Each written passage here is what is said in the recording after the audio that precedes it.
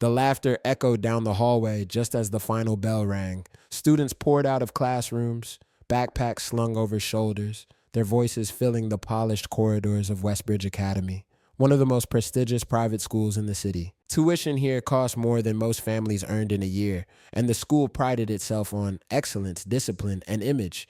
That image didn't include him. The old janitor stood quietly near the trophy case, gripping a worn mop handle with hands marked by age and scars. His uniform was faded, his shoes scuffed beyond repair. Wisps of gray hair peeked from beneath his cap. Most people didn't even notice him.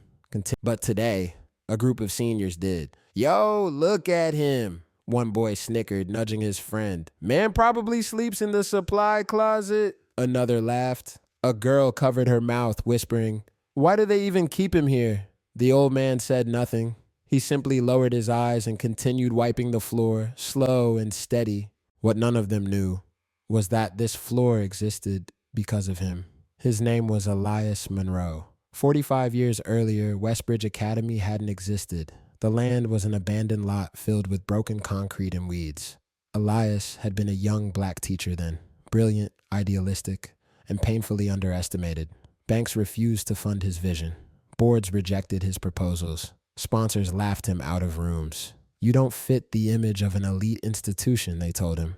The story unfolds, revealing Elias's past and the challenges he faced. So Elias sold everything he owned. He built the school brick by brick, convincing families to trust him, teaching classes himself, cleaning classrooms at night, and pouring every cent into creating a place where education was supposed to be equal, not exclusive. Westbridge grew, donors came, boards formed, and slowly Elias was pushed out. It's heartbreaking to see Elias's dedication and vision overshadowed by the very institution he helped create. The school changed hands. His name was removed from brochures. His portrait disappeared from the lobby. Eventually, even his role in its founding became a footnote, then a rumor, then nothing at all. Years later, when his savings ran out and his health declined, Elias returned, not as a founder, but as a janitor. The irony and sadness in Elias's situation are profound. His quiet response to the students' taunt shows resilience and dignity in the face of adversity. The students laughed again and walked away. What they didn't notice was the man standing at the end of the hall, watching silently. He wore a tailored suit. A visitor badge hung from his jacket. Dr. Harold Whitman, chairman of the board, and today, here to announce a major change. The introduction of Dr. Whitman adds intrigue, suggesting that Elias's story might intersect with the board's decision, potentially leading to a revelation or shift in the school's dynamics. That afternoon, the entire school was summoned to the auditorium. The anticipation builds as Dr. Whitman prepares to make an announcement that seems to be connected to the school's history and perhaps Elias's role in it.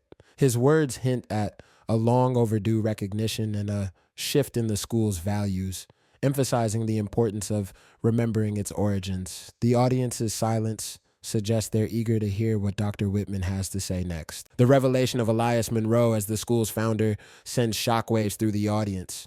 The photo on the screen serves as visual proof of Elias's pivotal role, which many had either forgotten or never known. Dr. Whitman's gaze toward the back of the auditorium implies he's acknowledging Elias's presence, possibly setting the stage for a poignant moment of recognition and redemption.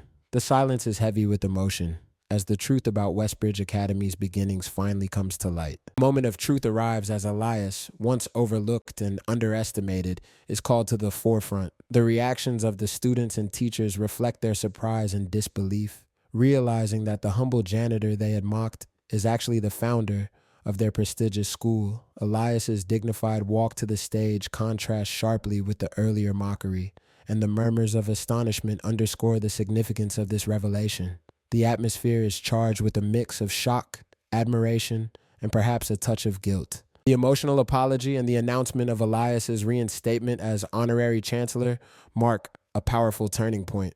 Dr. Whitman's heartfelt words and actions signify a long-awaited acknowledgement of Elias's contributions and a commitment to rectifying past injustices. The stunned silence among students shows the profound impact of this decision as they grapple with the realization that the man they once disregarded now holds a position of great honor and influence at their school. This moment symbolizes a new chapter for Westbridge Academy, one rooted in respect, gratitude, and a deeper understanding of its true history. Elias's speech is a poignant reminder of the true essence of respect and humility. His words resonate deeply as he emphasizes that genuine respect is not about status or power, but about treating everyone with kindness and dignity, regardless of their perceived importance. The audience's emotional response, applause, tears, and standing ovations, demonstrates their newfound appreciation for Elias and the values he represents.